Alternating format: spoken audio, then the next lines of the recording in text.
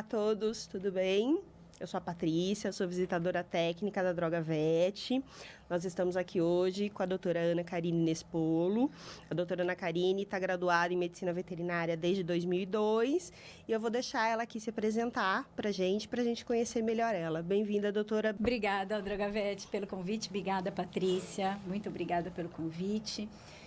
Eu sou formada, como a Patrícia disse, desde 2002. Há 12 anos, aproximadamente, eu me especializei em dermatologia veterinária e há 2 anos eu me formei no curso avançado de dermatologia e otologia veterinária da Faculdade Anclivepa. Obrigada, Patrícia. Bem-vinda, mais uma vez. Doutora Ana, primeira pergunta. Por que veterinária? Essa pergunta é fácil de responder, muito fácil. Então, vamos lá. Veterinária pela paixão mesmo, sem sombra de dúvidas. Eu acredito muito na questão da vocação, né? Eu entendo que a gente percebe os sinais desde criança, né? Eu acho que toda criança tem um pouco disso com os bichos, ou pelo menos a grande maioria, né? Mas foi a paixão pelos animais, pelos pets, aquela necessidade, aquela vontade imensa em poder ajudar, em poder contribuir de alguma forma a diminuir o sofrimento e a cuidar da saúde e da vida deles. Ah, que legal. E por que orelhas? Por que otologia? Vamos aprofundar. Muito bom, muito bom. A otologia sempre foi uma paixão, né? Mas nós tínhamos realmente poucos profissionais aqui no Brasil que realmente dominavam essa área. E aí eu tive a oportunidade, através de um curso, de conhecer a professora Cristiane Botelho, que é a minha referência atual. E aí eu não tive a menor dúvida de que eu ia realmente para esse caminho, porque eu já gostava muito, mas não tinha tido a oportunidade ainda. E aí eu mergulhei de cabeça e hoje eu sou eternamente grata e apaixonada. Legal. E me diz uma coisa, quais são as doenças dos ouvidos aí dos pets? Muito bom. Então vamos lá. A primeira coisa que eu entendo que gera um pouco de dúvida, de confusão, é sobre a otite, né? A otite é um processo inflamatório da orelha. Então, na verdade, a otite é um sintoma, é um sinal clínico, na verdade, né? Ela é secundária.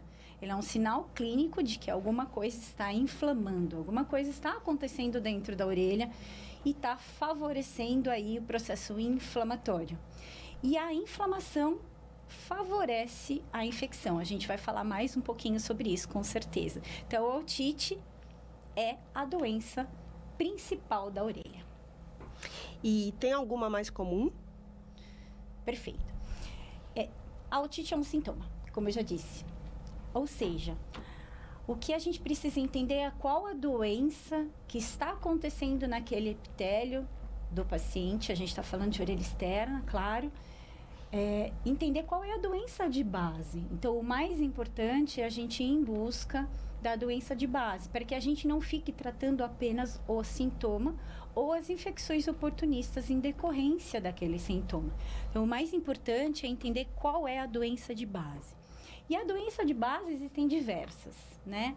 A principal, sem sombra de dúvidas, é a de base alérgica, né? É a dermatite alérgica que reflete dentro do conduto auditivo, favorecendo a inflamação e a infecção secundária. Mas existem outras. Então, existe uma doença de base comum, fácil de diagnosticar, que é a otocaríase, por exemplo. A otocaríase é uma infecção, uma infestação do conduto auditivo por ácaro e fácil de resolver.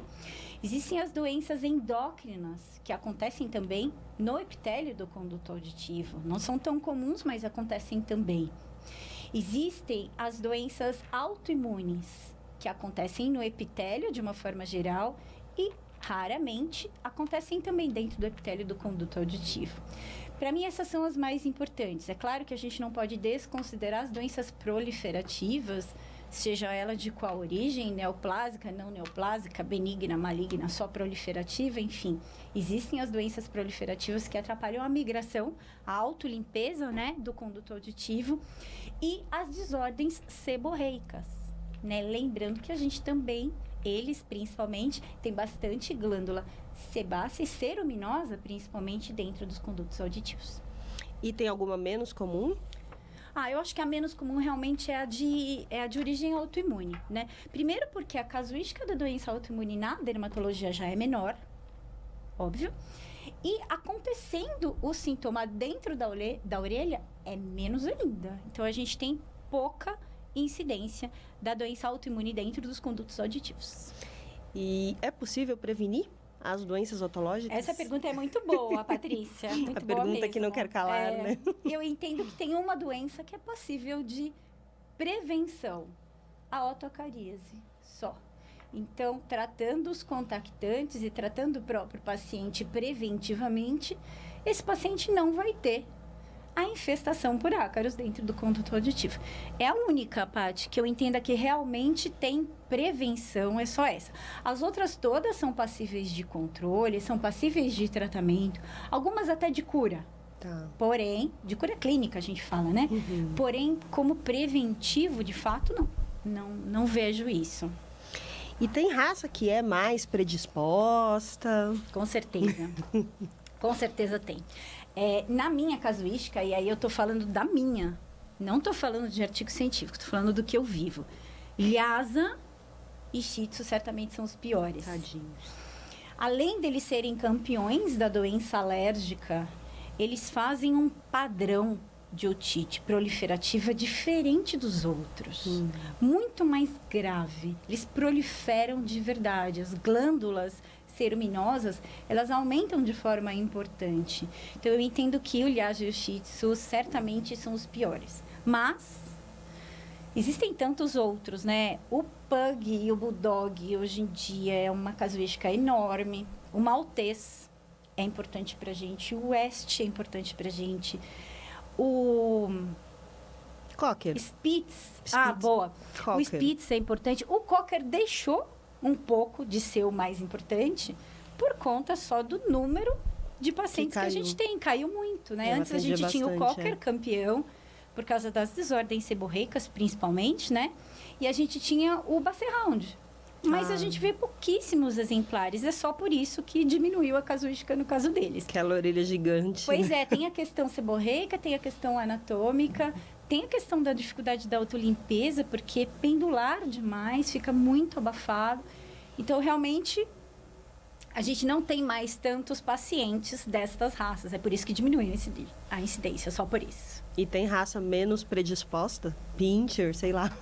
Olha, você sabe que até tem. Tem pacientes que a gente quase nunca vê. Isso é verdade. Por exemplo, um Pinscher. Na minha casuística, não vejo Pinscher, realmente, muito bem observado. Não tinha prestado atenção nisso. Agora, falando de gatos, né? A gente está falando tanto de cão, De cão, né? é verdade. De gato, a gente não vê essa predisposição. Primeiro que a otite em felino não é tão comum quanto no cão, principalmente a de fundo alérgico, né? O gato, ele faz menos doença alérgica, né? Se for comparar com o cão, claro. E dentro da orelha, menos ainda. No gato, o que a gente vê muito é otite média. Né? O gato, o buraco costuma ser mais embaixo. Dói mais. Então, eles fazem muito pólipo nasofaríngeo, a gente vê bastante. A gente vê muita otite média ascendente, aquela que vem da via respiratória, né? Das rinotraqueites, das caliciviroses. E a gente vê neoplasia. Então, quando vem orelha externa, geralmente está mais relacionada à neoplasia. A maioria das outras vem da média mesmo, infelizmente. O caso do gato é sempre mais delicado. Gato é bomba, né? Eu falo, gato Bom, quando eu fica amo, doente. eu amo. Ai, não, eu também. Eu tenho amo. meus gatos em casa, mas eu penso, Mas gato é bomba. sempre que eles têm alguma coisa, é mais importante do que no cão. O cão parece que é mais parecido com a gente, assim, né? Mas o gato é mais difícil mesmo, com certeza. E, Ana, tem otite que é simples, que dá para ser tratada por um colega em consultório, sem grandes problemas, no clínico geral? Ah, tem sim. E eu não acho que só pode como deve. Eu acho que o clínico, ele tem que agir, com certeza. Eu entendo que a primeira coisa que o clínico tem que fazer é entender qual é a doença de base daquele paciente. Então, sendo redundante, Paty, eu acho que o mesmo clínico, ele tem que ter uma visão geral para entender o que é aquela otite, qual a origem daquela otite, o que está acontecendo com esse paciente que ele está inflamando a orelha. Então, acho que a coisa mais importante, até para o clínico, é, primeiro, entender a origem daquilo, é o fundamental aí. tá? Mas aí fica uma ressalva. Tomar muito cuidado com o que se prescreve. Isso é uma coisa bastante importante. Eu tenho lutado bastante com relação a isso. Por quê? Porque às vezes numa primo-infecção, numa primo-inflamação, às vezes uma coisa simples é tratada com antibióticos muito potentes. Tiro de canhão, né? Exatamente. Então, muitas vezes, o problema daquele paciente não é a bactéria. Muitas vezes o problema daquele paciente é um processo inflamatório. É uma coisa muito mais simples do que a gente imagina, na verdade. E aí, os veterinários abrindo mão de drogas potentes e, infelizmente, às vezes, induzindo a multiresistência. Então, esse é o meu maior medo. Eu acho que o que o clínico tem que olhar é para o que ele está prescrevendo, né? Aonde que ele quer realmente agir, ele ser mais assertivo nesse sentido. Essa é a minha ressalva importante. Quando tiver que abrir mão de uma quinolona, espera, pensa, entende. O que eu estou tratando? Meu problema é a bactéria, de fato? Será que não é momento de eu investigar a causa de base ou encaminhar isso para algum colega que tenha mais experiência nisso? Porque a hora que ficar resistente à quinolona, a gente tem um problema muito grave, muito sério. É isso que eu acho que é importante dizer aí. Legal. Acho que você já até respondeu a minha próxima pergunta, pronto, que era então isso, vamos. né? Que eram os conselhos, realmente, para um colega clínico geral que se depara com uma otite, né? Às vezes, o maior problema é que nem sempre o paciente volta, né? Então, às vezes, ele é a primo infecção sua, mas ele já foi no colega, no outro colega, então E tem mais uma a gente se questão perde aí, nesse Paty. histórico, né? Os tutores, eles ficam automedicando, né? O produto veterinário é fácil de comprar. Você não precisa nem de receita. Você chega no balconista e fala, eu quero um remédio X. Então, uma vez prescrito, a gente tem que tomar consciência disso. Uma vez prescrito eternamente. Imagina que todas as vezes que o paciente apresente uma inflamação, eu trato com uma quinolona. Né? Ou um corticoide, né? Exatamente, é uma coisa grave, uma coisa importante. Então, eu acho que o que o clínico precisa ter consciência é cuidado na prescrição. Aquilo vai ser para sempre, já começa daí, que eu acho que é o caminho, né? Sem dúvida. Ana, e vamos lá. A gente sabe que um paciente com otite vai ter que ser medicado pelo menos aí umas 2 vezes por dia, né? E às vezes até com mais de um medicamento, né? Às vezes, sei lá, tem que fazer limpeza, tem que fazer a aplicação do medicamento. E a gente sabe que medicar orelhas costuma ser um desafio. Como que a gente faz isso? Você tem alguma dica? Perfeito, Patrícia. É um desafio mesmo. E é um desafio para todos. Não é um desafio para o clínico, não é um desafio para todo mundo, realmente. Algumas coisas eu entendo que são importantes. Tá? A primeira delas é entender o grau de otalgia desse paciente, né? O grau de dor desse paciente. Será que adianta eu tentar limpar ou fazer a própria otoscopia num paciente com muita dor? Será que eu não vou provocar mais trauma e não conseguir entender nada do que realmente ajudar esse paciente? Então, eu acho que a primeira coisa é entender o grau de otalgia e talvez até o grau de cronicidade, porque isso vai indicar para a gente mais otalgia mesmo. Então, o que eu entendo? Eu entendo que numa consulta inicial desse paciente, sentiu que ele tem qualquer incômodo, mesmo na otoscopia convencional, aquela coisa de vou dar uma olhada, vou tentar entender, para tudo. Para tudo. Eu muitas vezes, Paty, isso é feio de dizer, mas eu digo sem medo. Muitas vezes eu não faço otoscopia na primeira consulta, eu não consigo. Não é que eu não faço, eu não consigo, eu desisto. A dor é tanta, Eu faço uma coleta de material para fazer a fito, para fazer a pesquisa de parasita, mas eu não fico insistindo na otoscopia. Muitas vezes eu faço a analgesia desse paciente e dali a 2, 3 dias eu marco para ele voltar. E eu não vejo problema nenhum nisso, porque a gente só vai traumatizar esse paciente. E não é o caminho, porque ele não vai permitir que o tutor faça nada. E mais uma que eu vou te falar que é feio.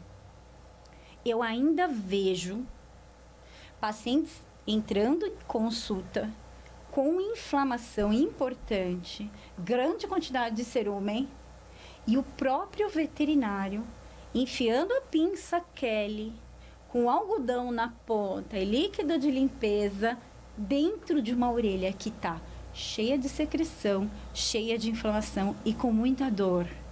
Você Até imagina? sangra às vezes, né? Você consegue imaginar o quanto que isso dói? eu consigo imaginar, além de estar empurrando essa secreção para o final do horizontal e muitas vezes até comprimindo ou até fazendo um trauma na membrana timpânica por causa desse conteúdo. Então, assim, eu insisto com vocês, eu acho que se não é possível fazer otoscopia num primeiro momento, tá tudo bem. Tá tudo bem. Seja comprometido em fazer otoscopia, isso é muito importante. A visualização é importante pra gente. Sim. Mas num primeiro momento, eu entendo que não. E na prescrição, não adianta a gente jogar só o líquido de limpeza lá dentro, nada disso. O que adianta mesmo é a gente associar isso tudo a um bom analgésico para a orelha. Não tem como, eu acho que a gente tem que fazer analgesia, porque dar essa missão para o tutor pode ser mais difícil ainda. Sim, né? O animal já está nervoso. E mais do que isso, acho importante dizer, com o paciente em estação, tentar fazer uma limpeza só com o produto. A gente não precisa introduzir nada lá dentro do conduto auditivo. Eu trouxe até uma foto e um vídeo, eu acho importante a gente falar sobre isso, porque existem técnicas de localização de onde a gente coloca o otoscópio, onde a gente coloca o produto de limpeza, que é só na pontinha.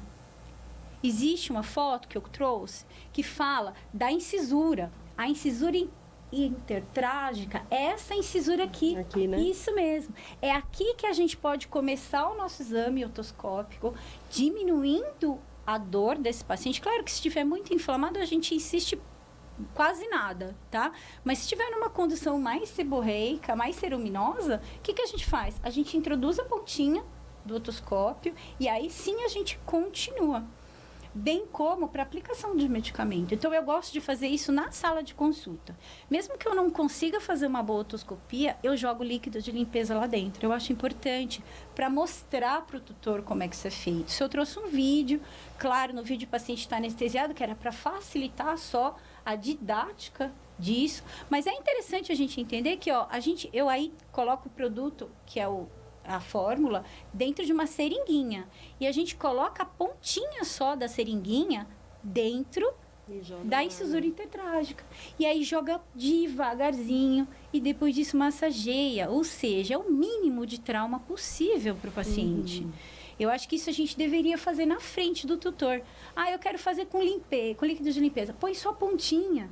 Ou puxa o líquido de limpeza na seringa e introduz só a pontinha da seringa de insulina. Eu nem gosto da outra seringa de 3, que eu acho que ela é rugosa. Não, coloca a pontinha e aplica a medicação, o ceruminolítico, seja lá o que for, para que provoque o menos trauma possível naquele paciente. É isso que eu acho bastante interessante. A gente fazer durante a nossa avaliação, ensinando o tutor, educando o tutor, para que ele também produza menos trauma possível nesse paciente. Senão chega um paciente pra gente que não deixa nem colocar a mão. Tadinhos, né? Dá muita dor, né? Porque tá fazendo isso porque tá com dor, né? Não faz por maldade. E dói de verdade. Dói de verdade. A gente diminui a importância disso. A orelha dói. Se você for falar com um humano que teve otite, ele vai dizer que dói. E esse epitélio todo inflamado dói muito também. Eu imagino. A gente tem que vigiar isso aí. Judiação. Ô, Ana, e que exames aí que são necessários, que você faz aí para diagnosticar uma doença otológica? Perfeito. Lembrando que a doença de base vai ser investigada de outra forma. Agora, aquela alteração que está acontecendo ali dentro da orelha, a gente consegue começar a entender a melhor prescrição para aquele paciente, tá? Então, o que eu faço? Eu faço parasitológico de cerumen, que de verdade é muito simples, muito fácil. Dá até para fazer no consultório, se tiver um microscópio, é bem tranquilo. E eu coleto material para citologia e pesquisa de levedura, tá? Então, eu coleto, a gente costuma fazer na hora. Qual que é o objetivo? O objetivo é a gente triar, a gente entender qual bactéria que está envolvida ali, pelo menos a família dela, que é o que vai direcionar a nossa prescrição, não tem jeito. Então, se tem cocos, se tem bastão e se tem malacésia. É quantificar, entender se aquilo realmente é patológico, para a gente fazer uma prescrição mais assertiva. É basicamente isso. Lembrando que todas as vezes que tiver bastão, o buraco é mais embaixo. É muito complicado a gente tratar uma infecção por... Muito mais complicado a gente tratar uma infecção por bastão. Aí o negócio, o buraco é mais embaixo. Ótimo. E alguma sugestão para melhorar a qualidade de vida de um pet com doença de orelhas? Alguma estratégia especial? Perfeito. Olha lá, melhorar a qualidade de vida para mim é, de novo, sendo redundante, tratar a doença de base, né? Quais são os gatilhos para aquela inflamação dentro da orelha, né? Eu acho que a gente tem por obrigação entender que aquilo é um sintoma. Pensa na rinite. A gente fala que a orelha está para o nariz do humano, né? O grau de alergia é muito parecido. Então, eu acho que é bastante importante a gente entender a doença de base. Oferecer qualidade de vida é controlar a doença de base. Não é só tirar o paciente daquele quadro agudo de inflamação ou infecção associada, oportunista. Acho que a gente tem que tratar da causa de base. Lembrando sempre que uma otite externa negligenciada ou não tratada corretamente, ela pode evoluir para uma otite média interna, uma meningite e uma meningoencefalite. Então, a gente não pode negligenciar a orelha. Não pode. A gente está lidando com estruturas nobres e importantes. Então, além do incômodo, que a gente fala tanto da otite externa, o incômodo, a dor, a média é absurdo. O paciente chega para a gente com alteração neurológica já, e com infecção encefálica, quer dizer, uma coisa bastante importante que a gente não pode negligenciar, até para não se sentir culpado, até para não se sentir mal pela conduta. Acho que a gente tem que levar com mais seriedade. Não é só uma otitezinha. Isso é bastante importante dizer. Né? Não Parece é só uma que é simples, otitezinha. né? Não é uma otitezinha. Pensar em virar meningite, acho que então, ninguém quer, e a gente né? pega, infelizmente a gente pega e é rotina isso pra gente. Pro neuro mais ainda, mas pra gente também é rotina. Subestimar, né? Como se fosse Subestimar. simples, né? Não, só uma dorzinha de ouvido, entrou água. A culpa é do banho água, tosa. A culpa é do banho tosa. Que o seu cachorro nada, ele fica submerso no banho tosa. Porque, assim, é muito difícil a água ser o gatilho disso. Normalmente, o produto ceruminolítico utilizado no serviço de estética, que tem o pH mais ácido, aí sim ele pode ter um poder mais irritativo. Agora, dizer que foi a água, de verdade, na minha experiência, zero. Né? Não atendo nadadores. Então, a minha experiência é zero. Não tenho essa casuística. Não é? Não tenho.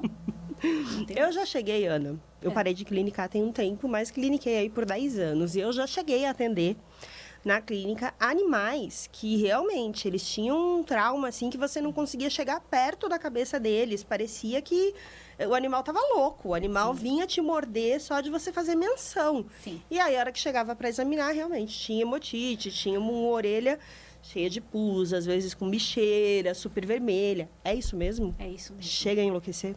Dá dó. De verdade. Cachorro louco, literalmente. Dá dó mesmo. Principalmente se tiver média. Se tiver evoluído para uma otite média, a coisa é pior ainda. Mas nós, humanos, a gente tem um grande defeito. A gente sempre subestima a dor do outro, porque é o outro que está sentindo, não sou eu. A gente, entendeu? E a gente subestima mesmo. E na veterinária parece que isso é mais importante ainda, porque a gente acha ou a gente entende que o limiar de dor é diferente e aí subestima mais ainda. Então, não. Eu acho que a gente tem que levar a sério isso. Quando tem otite média, então, o negócio é enlouquecedor mesmo. Aí os humanos podem falar até melhor, porque eles, quando tem... O humano, quando tem otite média, é de desmaiar. Você me contou de um caso desse. Exato, presenciei. É de desmaiar de dor. Na porta do pronto-socorro, assim. A hora que a médica chegou para atender, a pessoa desmaiou. Um homem de 40 anos, caindo, desmaiado na minha frente, A dor com é dor de muito ouvido. importante. Né?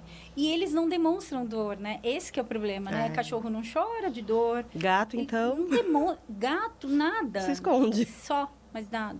Então, assim, a gente subestima demais a dor do outro. Eu acho que a gente tinha que olhar melhor para isso. Eu acho que a gente tinha que olhar com mais carinho para esses casos. Dói de verdade. É essa que é a real. Nossa. Te agradeço demais pelas dicas valiosíssimas, né? Eu acho que é muito legal essa evolução na veterinária, né? E até da gente olhar muito mais para os nossos pacientes, entender isso não é só uma otite, a dor que ela dá, né? Vamos aprender a tratar a dor melhor e tudo, né? Para nós é um enorme prazer. Lembrando que a gente está tanto no YouTube quanto no Spotify, então, por favor, vá lá nos seguir, vá nos conhecer. Tem os canais da doutora Ana também, né? Você tem YouTube também? Você tem Instagram, né, YouTube Ana? não, tem o Instagram. Tem Instagram, né? Então, muito obrigada. Obrigada mais uma vez. Obrigada, Patrícia. Obrigada, Drogavete, pelo convite. O meu maior desejo é poder contribuir de forma positiva, óbvio, para a conduta dos clínicos em geral. Eu acho que o clínico precisa aprender um pouquinho mais de orelha e todas as vezes que ele se deparar com uma dificuldade maior, ter a humildade mesmo de encaminhar e falar assim, olha, a partir daqui, vai lá, resolve lá, que a coisa é realmente mais complicada, mas até onde ele deve ir é bastante importante ele ter um pouco mais de conhecimento. Então, esse é o objetivo principal, é qualidade de vida para o paciente final. Então, é o clínico que vai nos ajudar com isso. É a nossa missão como veterinário, né? Por isso que a gente fez veterinário, né? Não é à toa, a escolha é essa, é ajudar o paciente, é o final mesmo. Amor pelos bichinhos, é isso sem aí. dúvida. Obrigada, Paty. Eu que agradeço, Obrigada, Ana. Obrigada.